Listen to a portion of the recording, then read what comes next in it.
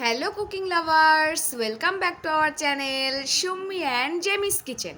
আজকে আমাদের রেসিপি হলো স্ট্রবেরি কেক। স্ট্রবেরি কেকটা একদম খুব সহজেই আর খুব কম উপকরণেই একদম হয়ে গেছিলো। আপনাদের সাথে আমরা শেয়ার করে নিলাম কিভাবে করে নিয়েছিলাম স্ট্রবেরি কেকটা। বাজার থেকে একটু স্ট্রবেরি কিনে ওটাকে খুব ভালো করে আগে ধুয়ে নেবেন, কারণ স্ট্রবেরির গায়ে কিন্তু বিভিন্ন রকম জীবাণু থাকতে পারে, পোকা কিন্তু অবশ্যই থাকে। তারপরে একটা মিক্সার গ্রাইন্ডারের একটা পাত্রতে আমরা একটু পরিমাণ মতো চিনি, স্ট্রবেরিগুলোকে কেটে তারপরে এর মধ্যে দিয়ে নিয়েছি, দিয়ে ভালো করে মিক্সারে পেস্ট করে নেবেন। পেস্ট করা হয়ে গেলেই দেখবেন যে একদম স্ট্রবেরি পাল্প রেডি।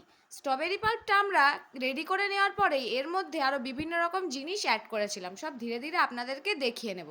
এই যে এবারে আমরা মিক্সার গ্রাইন্ডারে দিয়ে এই যে গ্রাইন্ড করে নিয়েছি, একদম এই যে স্ট্রবেরি পাল্প রেডি হয়ে গেছে। খুব সুন্দর দেখতে লাগছে, একটা লাল লাল ভাব, পিঙ্ক পিঙ্ক, কি সুন্দর লাগছে। এবার আমরা একটা আস্ত ব্রেড নিয়ে নিয়েছিলাম, এটা পাউরুটি বললেই চলে। এবার এটাকে টুকরো টুকরো করে কেটে নিচ্ছি। ব্রেডটা একদম টাটকা নেওয়ার চেষ্টা করবেন, তাহলে কিন্তু জিনিসটা খেতে আরও বেশি ভালো লাগবে। কারণ টুকরো করে কেটে নিচ্ছি, কারণ এটা মিক্সার গ্রাইন্ডারের মধ্যে দেওয়া হবে, বড় দিলে একটু অসুবিধা হতে পারে ব্লেন্ড হতে। চাইলে রুটিটা একটু সেকেও নিতে পারেন, তাহলে স্মেলটা কিন্তু আরও একটু অন্যরকম আসবে। সেকা পাউরুটির স্মেল কিন্তু আরও একটু অন্যরকম হয়। তারপর এবার মিক্সার গ্রাইন্ডারে একটা জার নিয়ে আমরা এর মধ্যে একে একে চিনি অ্যাড করছি, তারপরে একটা কাঁচা ডিম অ্যাড করব, দিয়ে ভালো করে ব্লেন্ড করে নেব। চিনি আর ডিমটা অ্যাড করলে কিন্তু কেকটা বেশি ফ্লফি হয়, আরও বেশি ভালো লাগে খেতে। এই যে আমরা এবার ডিমটা দিয়ে নিয়েছি, দিয়ে এবারে মিক্সার গ্রাইন্ডারে অ্যাড করে নেব। আপনারা অবশ্যই একবার বাড়িতে এটা বানিয়ে দেখবেন, খুব ভালো লাগবে। এই যে গ্রাইন্ডারে একদম গ্রাইন্ড করে নিলাম, এবার এর মধ্যে আমরা স্ট্রবেরি পাল্পটা দিয়ে নিচ্ছি। স্ট্রবেরি পাল্পের ভিডিওটা আগেই আপনাদের দেখিয়ে নিয়েছি যে কিভাবে বানিয়ে নিয়েছি। এবার টুকরো করা পাউরুটিগুলো এর মধ্যে দিয়ে দিচ্ছি, দিয়ে আবারও ভালো করে গ্রাইন্ড করে নেব।